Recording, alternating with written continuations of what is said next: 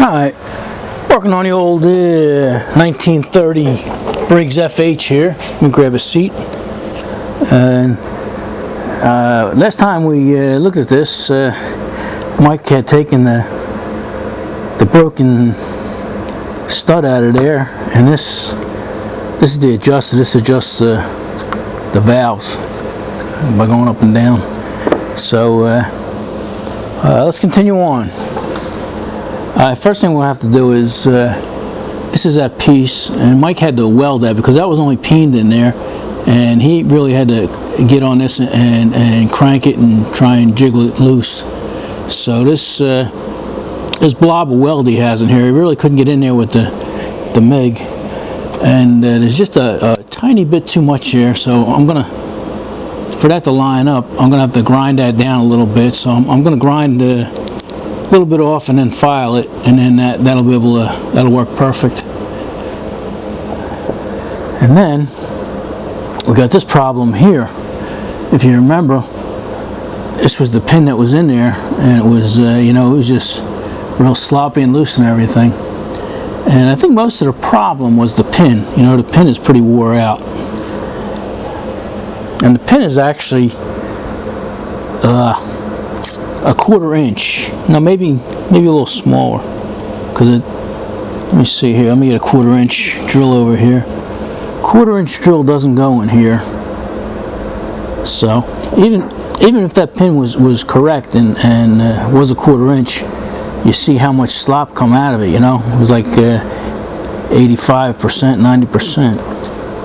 So me and Mike were discussing it and trying to figure out what the best way was.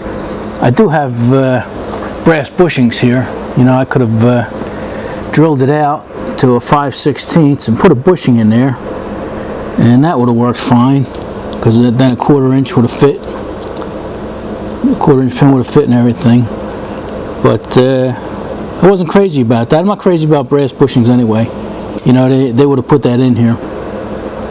So it's either that or go make a bushing over there on a lathe out of steel. But then we thought about it, and a 1/4 inch, like I said, a 1/4 inch is sloppy, and to get that slop out of there, the next size is a 17/64, which is pretty odd, and that would have got most of the slop out. But then the next size, a 9/32, it looks like, if you look at it, it would pretty much get all the slop out of there. So I think that's the route I'm going to go. I'm going to drill it out with a 9/32. I gotta, you know, everybody has old drills laying around. You know, this isn't coming out of my good set, and you know, I got hundreds of these laying around, and I just happened to find a 9/32. It's a shame because it's a good drill, sharp and everything, but you know, I'll probably never use it for anything else. And I think what I'll do is I'll drill through this and drill through this, and that should clean everything up nice, and then just cut the end of the drill off and use that as a pin, and that'll solve all problems. And also, 100 years from now, if somebody has to replace that worn out pin, then they can drill it out and put a bushing if they want, you know. So it solves a couple of problems there. Alright, so first, you know what, while I got you and we're talking drills, you know, more than a few guys mentioned, you know, to get these this stud out here, I should have used the reverse drills, but I have reverse drills, you know. I have a whole set of them here, and they're all pretty brand new. Matter of fact, it looked like I already broke one of them. But these have a purpose, but it's not for this, you know, not for a bolt that's been rusted in there for 90 years. And you've seen how much trouble I had getting it out, you know, with all the aero coil and transmission fluid and heat and banging, and even on the head, you know, and I still couldn't get it out. These here are pretty much, I appreciate the comments and people were recommending stuff, you know, but you know, everything has a purpose, and these here are pretty much for, like, if I put that stud in, you know, I put that bolt in there and snapped it off, then I could have drilled it out, and a reverse drill would have taken it right out, but not something like this. And like I say, I appreciate the comments. And somebody mentioned on the cylinder over there. Let me get that while you're here. A couple people mentioned, you know, welding a bolt to that. You know, that stud there. First of all, there wasn't enough meat, you know, to weld a nut to, or room. You know, you put a nut on there. There's no way that nut was going to spin because it's so close to here. And when you're working on 100-year-old engines, you know, you don't want to take a chance of compromising anything, because it's not like you can walk down to the Briggs & Stratton store and say, give me another block for that FH, you know what I mean? You're just not going to find these things, so you have to take a little extra care. So I just want to mention that. I want to thank you for the comments too, you know. I read them all. Alright, let's take us over to the vise and cut off some of that weld.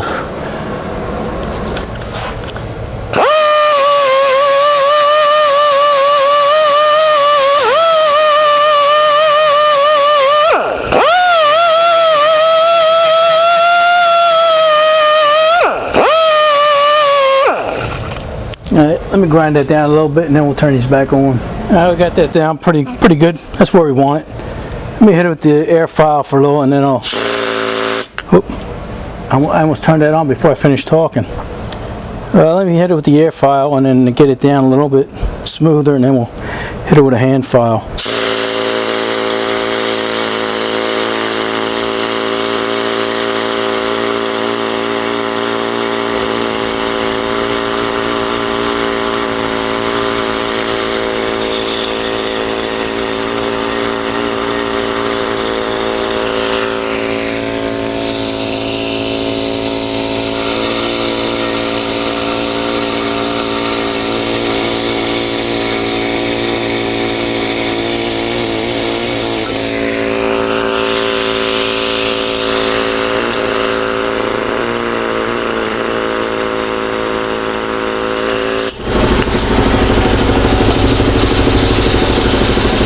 Alright, it's pretty good. You're not really going to see it, but I'm going to hit it with the hand file anyway.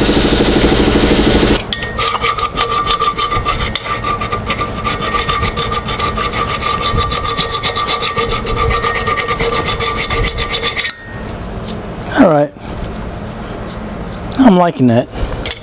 Like I say, you're not going to see it anyway, but I'm liking it. Alright, remember, file is your friend. Alright, yeah, I got a 1/4 inch bit in there. I'm all clamped up here, so well, you guys can't see that, can you? Sorry about that. Yeah, we're all clamped up, and I got the 1/4 inch bit in there, and that's just to line it up. See, we're dead nuts on. So let's put the 9/32 in and give it a whirl.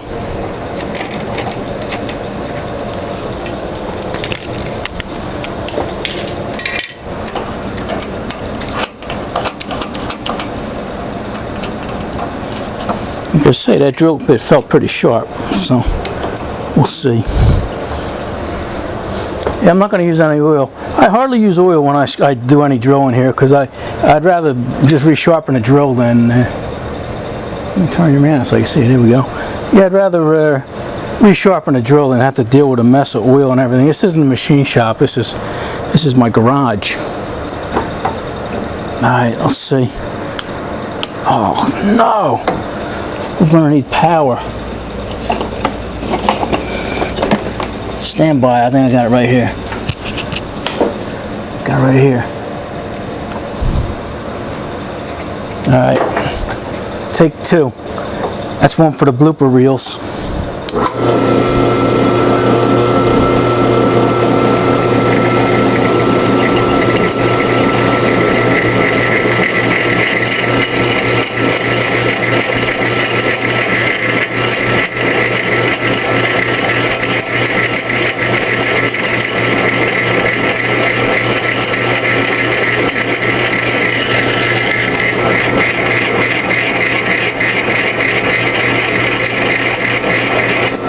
Like it's pretty sharp. You see the curly cues?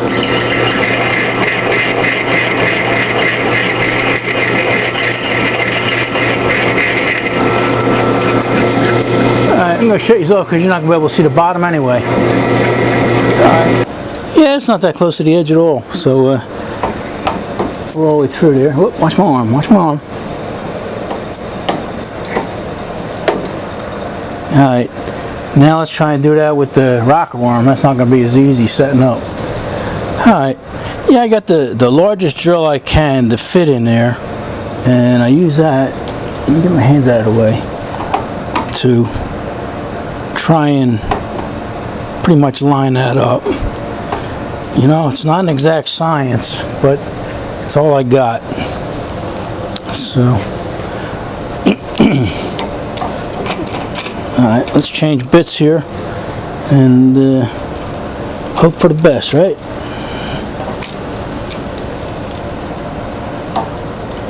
Like I say, it's not rocket science here, but we want it as close as possible. Alright, try and keep my hands out of the way.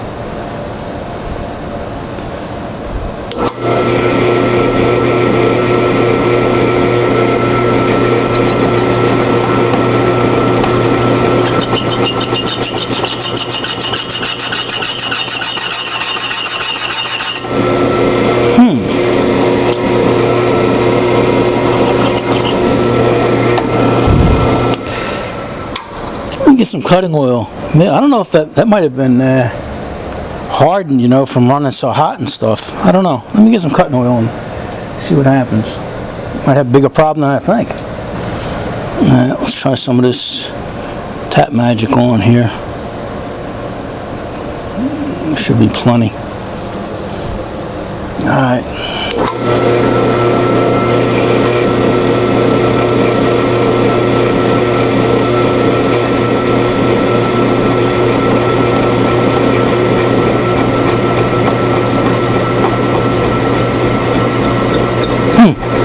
It's not cutting, it's riding on there.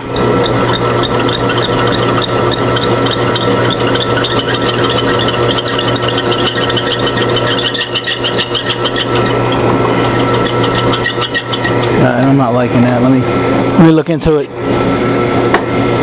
Alright. Yeah, I'm not liking the way that's cutting.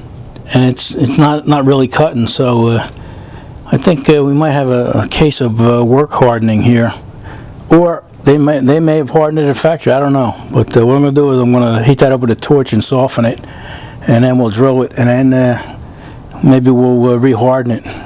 We'll see. Alright, let me soften that up. Okay. I don't know if you can see that, but it was cherry red. And I'm letting it cool down slow right now.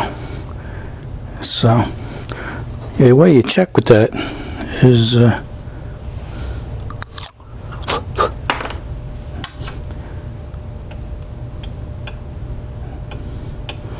it lost its magnetism.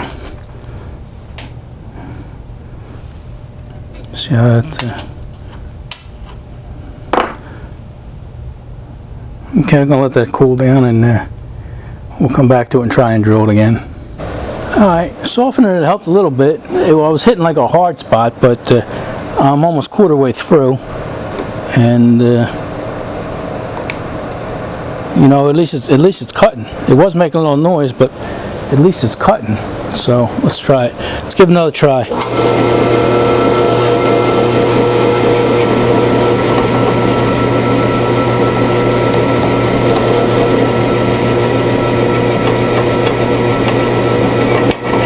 Alright. It's cutting, it's going down.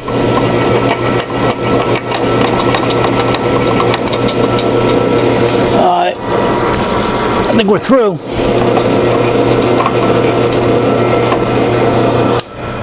Alright, let me take that apart, clean it up, and see how she fits.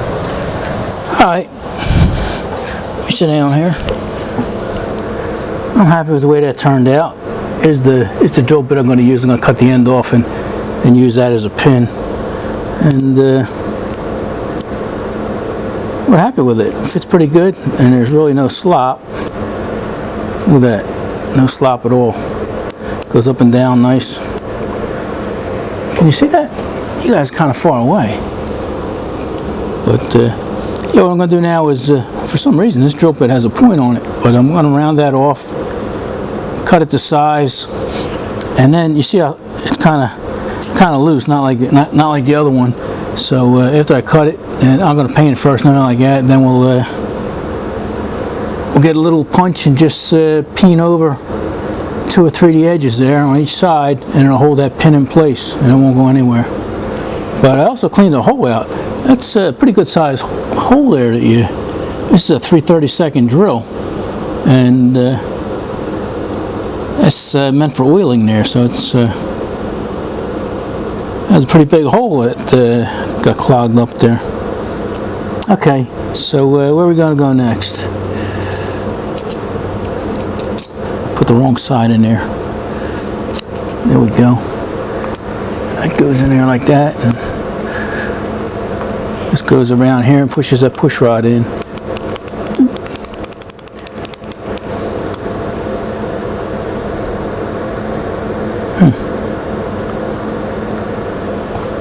All right, let me figure out what our next move is, and we'll get back to you. All right, I decided what we're going to do here. I'm going to cut this to size, and then it's a small detail, but here's another head, and the bolt that holds this piece in is a 7/16/18 bolt, but I don't know how well you can see that. It has a 1/4 inch head on it, so I'm going to take a regular bolt and cut it down to a square. I think that's 1/4 inch. A square 1/4 inch head. I'm going to have to shorten it a little bit too. Even a little tiny bolt like that, I'm going to have to shorten. Alright, so I'm going to do that, and we'll show you when we get done, but I'm not going to show you watching me doing it. Alright, we'll see you when we get back. Alright, let me sit down here. Road King's pretty tired. Alright, here's that bolt I made. Earlier I said it was a 7/16, 5/16/18 bolt. And the head's actually 5/16. So I made that. You know, some people say, why don't you just go buy it? You know, good luck trying to find one of them locally. You know, I know Home Depot's, Lowe's wouldn't have it. And even in an old hardware store, you'd be hard pressed to find it. And I only needed one. But this is the kind of stuff that's fun, you know, enjoyable to make. It actually took me about an hour. You wonder why would it take an hour, but it did. Had to shorten it and then square it up, make sure it fit right.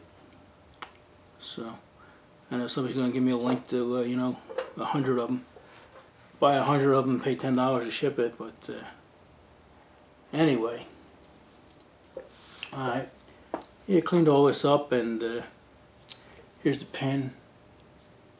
Made the pin, we're happy with that. So put it together here.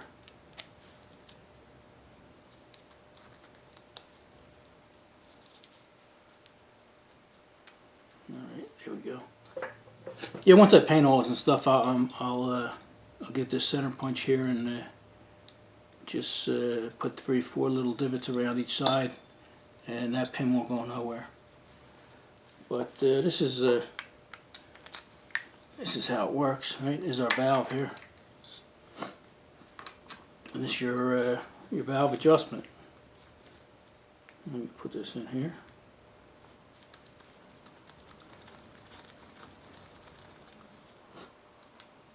And that'll probably be up here somewhere. And you can adjust it. So here we go. Alright, next thing I'm going to do is I'm going to paint this up and stuff, and then we'll peen that over and put the spring back on and get that out of our way. But for now, Road King's got a headache and he's pretty tired, so I know this video is pretty short, but what do you say we call it done? Alright? Alright. Enough of this.